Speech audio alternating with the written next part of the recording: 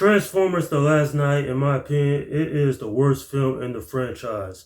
From an awful storytelling to the acting to even its long runtime, this is a movie I will not recommend, and it's considered one of the worst films that's came out within the last few years.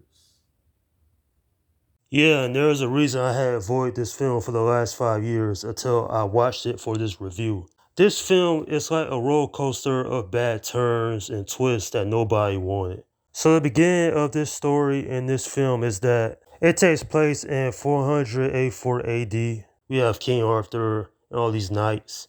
I was asking myself, am I watching the right movie? Not only does that contradict what happens in the early Transformer films, but the storytelling in this film is just absolutely ridiculous. The story goes from Middle England to modern day, and I was like, what the hell is going on? I was so confused. And then to make this film look even more absurd, there's different aspect ratios. I was like, this was edited pretty poorly. And to make matters even worse, there is awkward humor in this movie. I did not laugh at this film, not once. I was asking myself, this is simple Michael Bay isms. We got characters making these stupid jokes, and then most of these human characters make asinine decisions like they're teenagers, but they're adults. I'm like, where does the smarts go? Where's the intelligence? Nah, we got these characters acting real stupid, and well, it makes for an unwatchable film in my opinion. With this being the fifth film in the franchise, we have new characters, but none of them are particularly interesting. Take, for example, the teenage girl who's a tomboy, played by Isabella Moner. She is very annoying. She doesn't really add anything to the plot. And basically, I was saying, what does this has to do with this franchise as a whole? Another character I really thought that was pretty boring was Quintessa. She's the one that actually made the Cybertronians, but other than that, they don't really dive in her backstory. And then we have Optimus Prime becoming Nemesis Prime.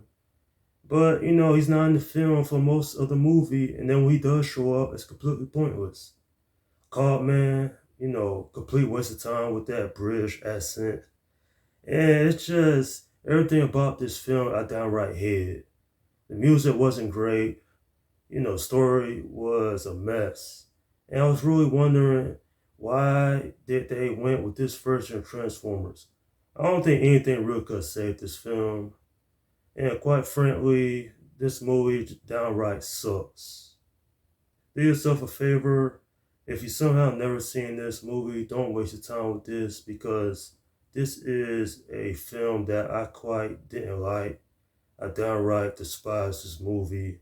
And it's just a film that wastes time. I'm giving this film a 2 out of 10. This is a painful film to watch. And I have to assume this film really was towards children because I can't imagine any adult watching this movie and liking it. An absolutely horrible film. And there's a quote in this movie, this cannot and will not be the end. Well, guess what? It was because at the end of this movie, there is a mid-credit scene. It shows Quintessa is alive, but we all know it goes nowhere as this franchise went in a different direction. I really have nothing positive to say about this film. It's an absolute dumpster fire. And quite frankly, it's a film that I'd rather not think about ever again. And that's my review of Transformers The Last Night. Okay, leave your comments down below in the section and let me know what you think about this film. Up next will be my review of the spin-off movie Bumblebee. Alright, this is Slim Guy 172 saying, peace out.